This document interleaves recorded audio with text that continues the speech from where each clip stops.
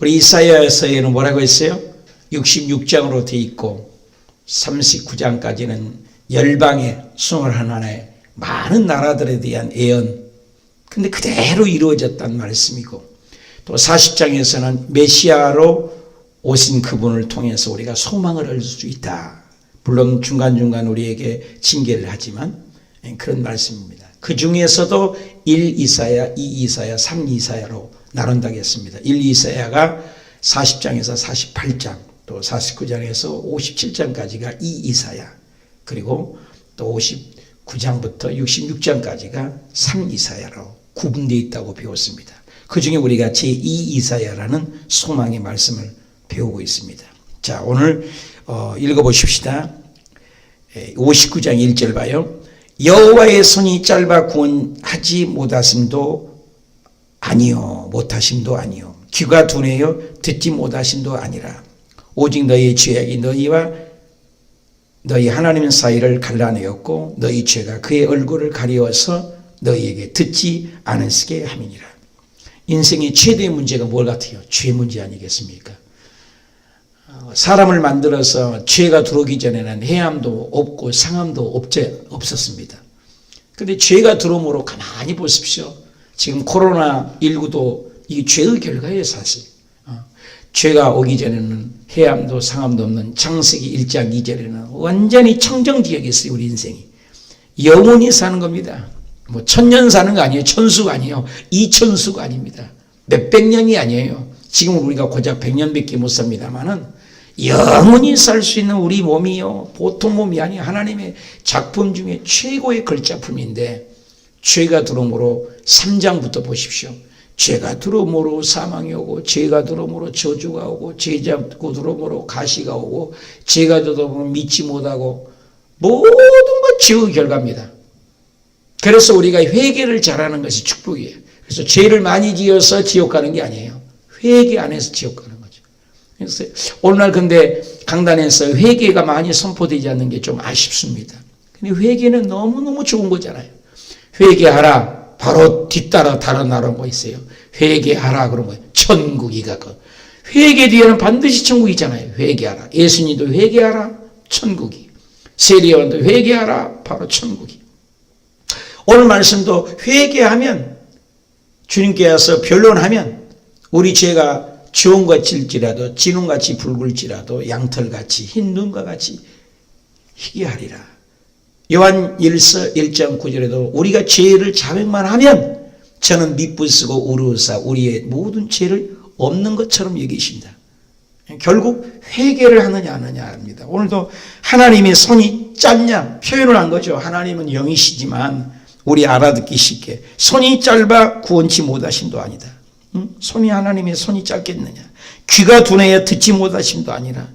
문제는 뭐야? 오직 너의 죄악이 너희와 너희 하나님 사이를 갈라버렸다. 하나님과 우리 사이의 죄는 우리를 갈라버렸다. 벌어지게 했다. 간격을 두게 했다. 너희 죄가 그 하나님의 얼굴을 가리워서 너희에게 듣지 않으시게 함이라. 응답이 없는 이유는 죄 문제라는 거예요. 그래서 문제 있으면 회개를 해야 돼요. 암사거리여도 회개, 질병이 와도 회개, 병 걸려도 회개, 사업이 좀 뒤뚱거려도 회개. 회개 잘하는 것이 축복입니다. 그래서 온 죄도 우리가 물론 회개해야 되지만 자범죄, 끊임없이. 여러분, 사람이요 쉽게 변하지 않아요. 살면서 이스라엘 백성들의 사사기에 보면 6번이나 사이클이 반복되잖아요. 잘못하면 주변 나라를 통해서 공격하게 하고, 바벨론, 아수르, 강대국에서 에돔 주변 나라를 통해서 잡아먹히게 하고, 그러면 회개하잖아요. 주님 좀 살려달라고. 그러면 누구를 보내요? 사사 보내잖아요. 사사 보내면 평온하고, 사사가 그냥 힘이 세고 강성해서 이기다가, 그러면 또 태평해져가 또 죄를 지어요. 않을 것 같은데, 그러면 또 죄 지으면 하나님이 또 징계를 하시고, 히브리서에 말하면 징계하지 않으면 사생자요 버리운 자라. 이걸 줄이세요. 완전히 끝이라고. 음악이 계속 나온다고. 여기도 위성이 켜놓으면 나와요. 여기에. 그래서 끊임없이 우리에게는 반복이 되는 거예요. 반복이. 여러분 어떠세요? 오늘 회개 잘하고 은혜 많이 받았는데 또 어떻게 해요? 여지없이 온상복구돼서 죄 속에 묻어있는 모습을 봅니다. 그게 빌립보서에서 보면은 개같이 행한다고 그러는데 그 개같이 행한 것이 개를 왜 개를 사용했으면 개의 특징이 뭐는 거니? 강아지도 귀엽게 되지만 자기가 토한 것을 다시 먹는다는 건데 사실 개만 그래요? 우리 삶도 그렇다는 거예요. 끊임없이 죄를 안 진다고 해놓고 또 죄지. 여러분 알고 지은 죄가 많아요? 모르고 지은 죄가 많아요? 알고 지은 죄도 굉장히 많은 거 아십니까?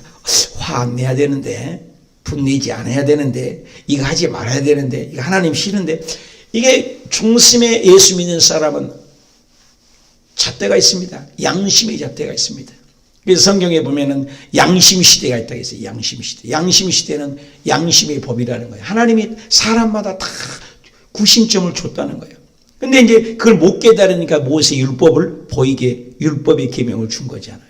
그리고 나중에는 우리에게 성령을 주니까 성령이 그냥 근심하게 해요. 여러분 죄를 지면 예수 믿는 사람들 어떻습니까? 그냥 죄의 감각이 딱 오는 거예요. 그래서 예수님 잘 믿고 영이 살아있는 사람은 팔딱팔딱 감각이 민감합니다. 죄에 민감하고 하나님의 음성에 민감한 사람이 영으로 깨어있는 사람입니다. 그래서 하나님이 싫어하는 것은 싫어할 줄 알고 하나님이 좋아하는 것은 좋아할 줄 아는 사람이 믿음 좋은 사람입니다. 겉보기에 바리새인 사두개인 어저께도 나왔지만 겉보기에 금식하고 겉보기에 화요하고 겉보기에 대단한 거 그걸 주님 원하지 않습니다. 중심이 진짜 우리 마음속에 하나님의 살아계신 영이 있는가? 죽은 물고기는 그저 떠내려가는 걸 아시지 않습니까? 그러나 살아있는 물고기는 거슬려서 물을 헤쳐서 올라가는 것처럼 우리의 믿음이 세상을 딛고 올라가는 신앙이 되어야 된다는 거예요.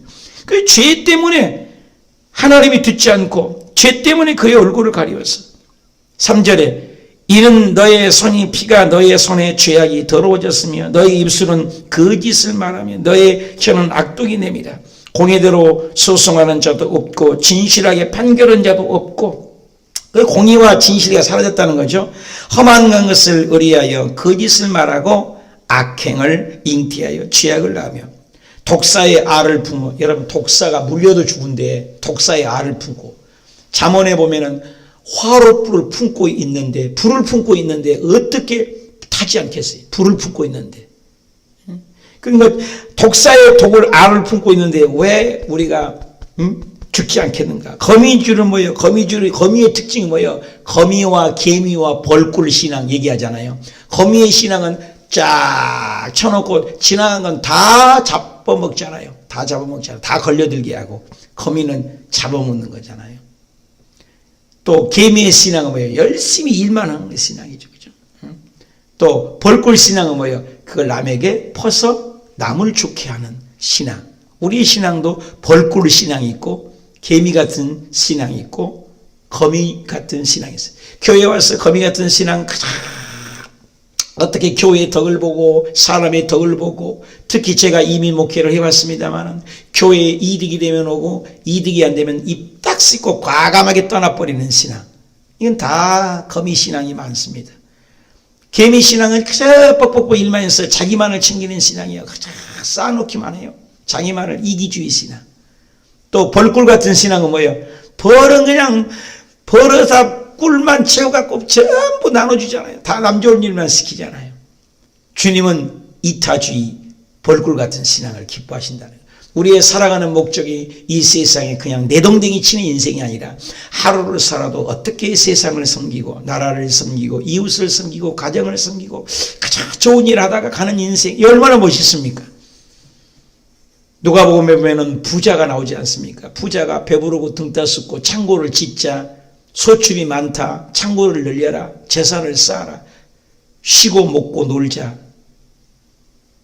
주님이 그 음성을 듣고 그러면 네가 창고를 짓고 재산을 많이 쌓았다고 하자. 그럼 오늘 저녁에 네 영혼을 데려간다면 코로나19로 데려간다면 우리 언제 걸릴지 모르잖아요. 오늘 아침에도 잠깐 뉴스 보는데 코로나가 미국 세계적인 나라 아닙니까? 바이러스 연구에 최고 연구가가 미국이 있지 않습니까? 미국뿐입니까? 유럽, 프랑스, 브라질 전 세계 그런 유럽 나라들을 보십시오.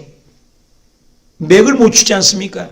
코로나 하나 때문에, 코로나 한 방 때문에 경제 위기가 오고, 코로나 한 방 때문에 직업 위기가 오고, 코로나 한 방 때문에 학교를 못 가고, 코로나 하나 때문에 모든 것이 다 보이지 않는 그 균하나 때문에 우리 인생이 얼마나 이 어리석음을 깨닫고 이럴 때일수록 9.11 사건처럼 9.11 사건 때 많은 사람들이 교회로 모였다고 그래요. 왜? 인생 아무것도 아니구나. 쌍둥이 빌딩, 인간의 탑 바벨탑을 그렇게 쌓아봤지만 비행기 한 방에 무너진 걸 보고 인생 아무것도 아니구나. 얼마나. 그때 죽은 사람이 2,700명인가 죽었습니다. 대단했습니다. 3,000명도 못 되는 그 사람 죽은 걸로 하더니 지금은 전 세계가 몇 명이에요? 40만 명이 지금 죽어가고 있습니다. 30만 명이 넘었지 않습니까? 전 세계에 지금 400만 명이 넘는 확진자가 있습니다. 그것이 또 언제 우리 앞에 또 다가올지 모르지 않습니까? 아무도 장담하지 못합니다. 저도 여러분도. 여러분 이런 세상에 뭘 의지합니까? 이럴 때일수록 나는 하루하루 내일 일은 난 몰라요. 하루하루 살아요. 불행이나 여행함도 내 뜻대로 못해요. 험한 이 길 가고 가도 끝은 없고 고네요. 아버지여 손 내미사 내 손 봐봐 주소서. 내일 일은 난 몰라요. 하루하루 살아요. 내일 일은 난 몰라요. 말은 우리가 하는데 진짜 내일 일은 난 몰라요. 정말 지금 위험한 시대에 우리가 삽니다. 많은 학자들도 많은 정부에도 똑같은 얘기하지 않습니까? 코로나 이전 시대로는 가기는 어렵다. 뭡니까? 적그리스도가 나타날 분위기가 조성되고 제가 예측한 건데 끊임없이 지금 우리 한국에도 이제 좀 있으면 그 인증서도 없애버린다잖아요. 인증서도 복잡하다 이거예요. 그러면 쉽게 만든다는 겁니다. 사인하든지. 그리고 그것이 이제 더 발달되면 우리의 중국이 현찰 없는 사회를 만든다. 여러분 돈을 통해서도 이제 좀 있으면 그 확진자가 생겼다고 나옵니다. 그러면 돈 누가 받으려고 그래요? 돈에가 균이 묻어 있는데 돈 여러분 받으면 돈 때문에 지저분한 게 없어요. 돈 내려고 뭐냐 돈에 균이 말도 못하잖아요. 우리 핸드폰도요 보면 균이 말도 못해요. 그럼 뭘 해요? 이 상거래를 뭘로 하겠어요? 카드도. 그러면 나중에는 이마에나 오른손에 성령이 무슨 표를 받아서 요한계시록 보면 그걸로 상거래를 할 것이다. 깨끗하잖아요. 가만히 제가 이렇게 생각해봐도 아무리 생각해도 지금 역추적 역학조사 말 많이 듣죠? 그거 못하는 경우도 많지 않습니까? 말하지 않으면은. 또 역학조사를 하면 또 조사해야 되고 얼마나 힘듭니까? 또 이 병원 가서 또 저 병원 가서 또 피 빼서 조사하고 막 그러잖아요. 그런데 GPS가 전달되고 이거 하나 받아놓으면 온도 조절이 되고 내 온도 체온 조절이 되고 그 다음에 상거래가 이루어지고 신분 확증되고 잊어버릴 일 없고 이러면 이거 안 받겠어요. 여러분 의료가 다 혜택이 되는데 그러면 이거 통솔하기가 좋은 거예요. 그러면 전 세계에 누군가가 다스릴 수 있는 너무너무 편리한 세상을 지금 가고 있다는 거예요. 갈 수밖에 없고요. 나는 이번에 뉴스를 보면서 여러분 보십시오. 이 전자팔찌를 강간하거나 폭행을 하면은 집에 밖에 나가면 삐삐삐삐 소리가 나가서 전자팔찌를 채워놓으면은 꼼짝 못 하잖아요. 그런 사람들에게 채워놨다 인권 이거 침해다. 조금 밖에 나간 거 가지고 전자팔찌를 해서 사람이 무슨 짐승이냐. 많은 그런 인권 보호장터에서 일어났었단 말입니다. 전자팔찌를 채워놨다고 사람에게. 개냐고 돼지냐고 짐승이냐고. 그런데 이번에 보십시오. 코로나 걸린 사람이 그냥 자가격리하지 않고 막 나로로 다니갖고 전염시키니까 뭐라고 그랬어요? 인권단체에서랑 모두 다 정부에서도 전자팔찌를 채워놔야 된다. 다 동의하잖아요. 스스로가. 왜? 전자팔찌 채우면은 많은 사람 확진 안 할 거 아닙니까? 그냥 앞으로 계속 이런 코로나가 이런 것이 질병이 돌 때 전자팔찌 아니라 갈수록 GPS로 사람을 역력히 조사하는 역학조사를 할 필요도 없도록 전자팔찌나 뭔가를 해야 될 것 아니겠습니까? 그런 세상으로 지금 가고 있잖아요. 유비코터스 세상이 이미 온 겁니다. 엄청난 세상입니다. 옛날에는 독재가 히틀러나 많은 사람들이 독재를 못한 이유는 기술력이 부족해요. 징기스칸이 그렇게 많은 땅을 점해서 치고 나가면 엉뚱하게 다 빼앗기고.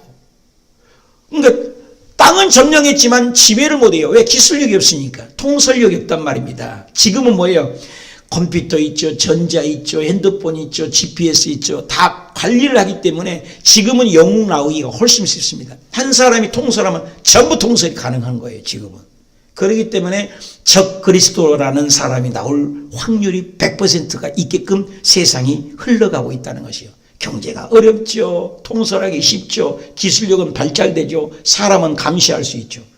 한국만 해도 몇 번 다니면 지금 다 번호가 다 찍히고 어디서 어디 다 나오잖아요. 아파트 들어가고 나고 출입구 CCTV 다 찍고. 여러분 하루에 몇 번 찍힌 줄 아세요? 수십 번 여러분 찍힙니다. 집에서 찍히고 핸드폰에 찍히고 또 엘리베이터에서 안에 찍히고 아파트 들어가면서 나와서 집 출입하면서 찍히시고.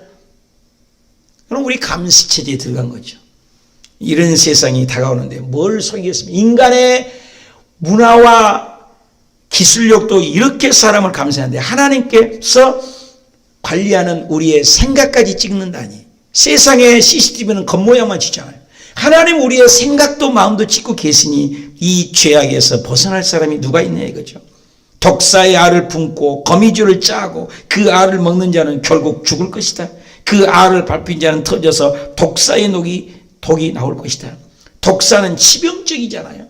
독사의 독이 물리면 그런 죄가 우리를 죽일 수밖에 없다. 죄를 지면. 6절 볼까요? 그 짠 겉옷을 옷을 이룰 수 없을 것이고 그 행위로는 자기를 가릴 수 없다. 없죠? 그 행위의 죄악을 행위라. 그 손에 포악한 행동이 있으며 그 발은 행하게 빠르고 무지한 피를 흘리기에 신속하다. 그 생각은 악한 생각이고 황폐와 파멸의 그 길이 있으며 그들은 평강의 길을 알지 못하며 그들이 행하는 곳에는 정의도 없고 굽은 길을 스스로 만드나니 무릇 이 길을 밟는 자는 평강을 알지 못하며. 여러분 죄 짓고 마음에 기쁨 사람이 없잖아요. 죄의 결과는 기쁨이 없다. 타락한 사회를 얘기하는 것이죠. 스스로 구원할 수 없고 우상 숭배하고 죄악의 결과 아무 영향이 없다. 나는 하나님을 원망하기 전에 내 죄악을 먼저 바라봅니까? 하나님을 원망합니까? 내 여와 손과 발들은 진짜 죄를 짓지 않고 있습니까? 죄를 짓고 있습니까? 죄의 값이야. 9절 볼까요? 그러므로 그런 죄인인 우리가 타락한 인생은 그러므로 정의가 우리에게서 멀고 공의가 우리에게 미치지 못하게 됐다. 그리고 빛도 바라나 어둠뿐이고 밝은 것을 바라나 캄캄하죠. 왜? 죄의 결과는 어둡잖아요. 여러분 죄 많이 짓고 우울한 사람 보면 죄 때문이죠. 그런데 회개 많이 하는 사람 얼굴 봐요. 은혜가 넘치잖아요. 그래서 권사님이 얼굴이 되고 장로님이 얼굴 되면 어때요? 얼굴이 다르잖아요. 밝잖아요. 그렇잖아요. 교회 예수 잘 믿고 구원에 확신이 있는 사람 얼굴 빛이 다르잖아요. 얼굴값을 하라고 하잖아요. 목사면 목사나 목사다워야 목사지. 성도면 성도냐 성도다워야 성도지. 여러분 예수 믿는 것에 가장 행복이 뭐예요? 예수님이 부활해서 제일 먼저 하는 말씀 뭐예요? 너희에게 평강이 있을지어다. 여러분 할렐루야가 아닙니다. 사실은 할렐루야는 우리가 최재실 목사님 통해서 한국에서 많이 보면서 할렐루야 하나님의 영광 물론 좋은 언어입니다만 지금도 이스라엘에서는 항상 말이 너에게 평강이 있을지어다. 그럼 만나면 항상 샬롬 이게 샬롬. 여러분 평강보다 좋은 게 어디 있습니까? 하나님의 나라의 특징은 평강이죠. 사치품이 아닙니다. 편안한 것은 육신이에요. 세상적인 것이다. 평강 마음에 평안함이 환란이 와도 어려움이 와도 평강이에요. 스데반 집사님이 돌에 맞아 죽으면서도 마음의 평강. 이 평강이 있냐 이거죠. 예수 믿는 척도죠. 평강이. 우리에게 맹인같이 담을 더듬으며 눈 없는 자 같이 두루 더듬으며 낮에도 황혼 때 같이 넘어지니 우리는 강장한 자 아무리 힘든 용감한 자죠. 중에도 죽은 자 같을지라도 우리가 곰같이 부르짖으며 비둘기같이 슬피 울며 정의를 바라나 없다. 구원을 바라나 우리에게서 없다. 우리 이 허물일 주의 앞에 심이 많으니 우리의 죄가 우리를 쳐서 증언한다. 성실히 거리에 엎드려지고 정직이 나타나지 못하노다. 진정한 행복이 없다는 것이죠.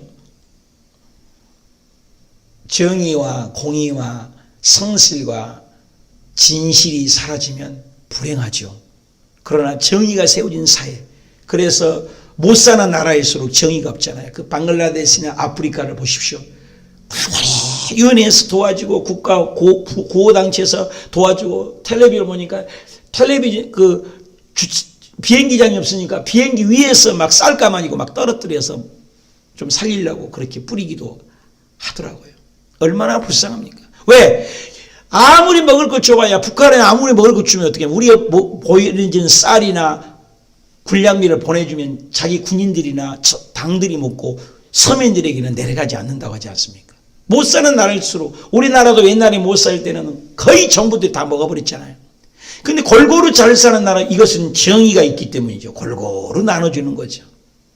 그러니까 못 사는 나라일수록 그런 것이 없다는 거죠. 그 얘기인 거예요. 그래서 정의와 공의와 진실이 사라졌을 때는 뭐가 있냐? 행복이 없다.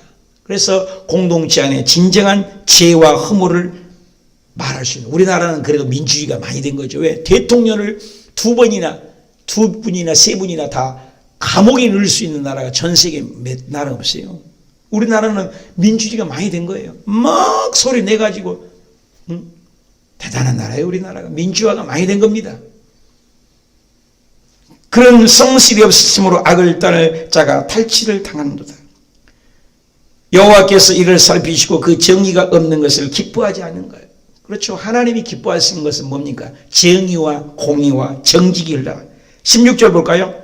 여호와 사람이 없음을 보시고 중재자가 없음을 이상히 여기셨으므로 자기 팔로 스스로 구원을 베푸시며, 다 합시다. 스스로 구원을 베푸시며 자기 공의를 스스로 의지하사.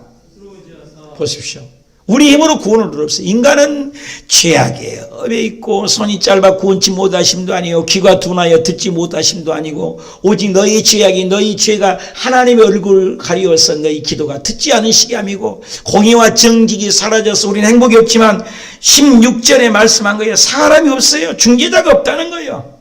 누가 구원할 수 있냐? 이거 물에 다 빠져 떠내려가는데, 사막을 이긴 자가 석가 맹자 공자가 있습니까?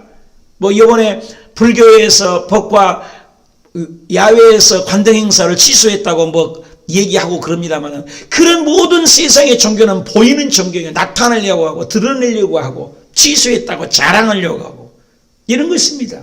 삼보일배 다 자랑한 거예요. 자기 고행, 자기 선행. 그래, 우리 기독교는 그렇지 않습니다. 침묵합니다. 내 죄를 보는 것입니다. 내 죄를 보는 거예요. 예수 그리스도께서 친히 희생하신 거예요. 그래서 예수님만이 구원이 있는 거죠. 중재자가 없으니까. 그래서 이 세상에 인간이잖아요. 다 석가나 맹자나 공자는 무덤이 있지 않습니까? 선행을 강조하잖아요. 인간의 어떤 덕행을 얘기하잖아요. 근데 성경은 얘기합니다. 의인은 없나니 하나도 없다. 없다는 거예요. 계속 얘기지만 없어요. 구원할 자가 없어요. 중재자가 없어요. 사람이 없어요. 중재자가 없다고. 그래서 자기 팔로 하나님이 스스로 우리를 구원하시고 스스로 죽으시고 스스로 공의를 만드셨어요. 하나님이 그분이 오신 거예요. 우리를 살리려고. 우리는 다 온 인류는 물에 떠내려가서 죽음을 이긴 종교가 어디 있습니까? 세상의 모든 종교는 무덤을 얘기하고 왕릉을 얘기합니다. 무덤이 커야 합니다. 비석이 커야 합니다. 꾸며야 합니다. 사리가 있어야 합니다. 뼈가 있어야 합니다. 다 죽음 무덤의 터전 위에 세운 종교입니다. 그럼 우리 기독교는 무덤이 없어요. 부활해버렸어요. 죽음을 이겨버렸습니다. 죽음을 이긴 분이 어디가 있습니까? 예수님 한 분밖에 없습니다. 지금 코로나를 왜 우리가 두려워합니까? 죽음 때문 아닙니까?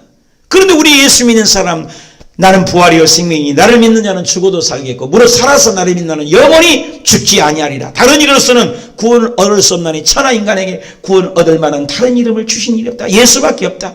예수님이 길이요, 예수님이 진리요, 예수님이 생명이니 예수님을 통하지 않고는 천국 아버지 집에 올 자가 단 한 명도 없다. 할렐루야. 주 예수를 믿어라. 그리하면 너와 내 집이 구원을 얻으리라. 예수밖에 구원이 없다는 것입니다. 확신인 것이죠. 그래서 예수님이 스스로 구원을 베푸셨어요. 스스로 공의를 행하셨어요. 그래서 예수님이 공의의 갑옷을 삼으시고 자기 머리로 구원의 머리를 드시고 가시관을 쓰시고 보복을 속옷으로 삼으시며 열심히 입어 겉옷을 삼으셨다. 그들의 행위대로 갚으시되 그 원수에게 분노하시고 그 원수에게 보응하시며 섬들에게 보복하시고 이스라엘을 괴롭힌 자를 하나님이 보복해 주시고 하나님이 막아주시고 서쪽에서 여호와름을 두려워하겠고 해 돋는 쪽에서 그의 영광을 두려워할 것이요 여호와께서 그 기운이 몰려 급히 흐르는 강물같이 오실 것입니다. 주님이 오셔서 하나님이 오셔서 구원한다. 이것이 여호와의 말씀이라. 구속자 우리를 구원하신 예수님을 얘기하죠. 시온에 임하여 야곱의 자손의 가운데 죄과를 떠나는 자에게 이 말이라. 21절입니다. 여호와께서 이르시되 내가 그들과 세운 나의 언약이 있어요. 언약에 의해 오셨습니다. 그래서 구약을 Old Testament, 신약은 New Testament, 새로운 언약. 아브라함에게 약속하신 예수 그리스도, 다윗에게 약속하신 예수 그리스도. 예수님은 그냥 오신 분이 아니에요. 구약의 약속에 의하여 오셨고 약속에 의하여 말씀하셨어요. 그래서 예수님은 말씀마다 성경에 이르기를, 율법에 이르기를 이렇게 말씀해요. 마태복음 보면 구약의 말씀은 자꾸 인용을 해요. 구약은 나무의 뿌리와 같습니다. 신약은 나무의 열매와 같습니다. 뿌리 없는 나무에 열매가 어디가 있습니까? 가짜지. 그래서 구약의 밑바탕이 돼야 합니다. 성막론을 알아야 합니다. 구약의 제사를 알아야 합니다. 누군가 피 흘려야 죄 사함을 받는 걸 알아야 합니다. 그래서 예수 그리스도가 어린 양으로 온 인류에 요한복음 1장 29절에 온 세상의 죄를 지고 가는 하나님의 어린 양, 짐승처럼 피 흘려서 내 대신 누군가 죽어야 누군가 사. 피 흘림이 없으면 죄 사함이 없다. 예수님이 대신 죽어주셨다 그 말이죠. 예수님이 대신 그 언약에 의해 오셨다.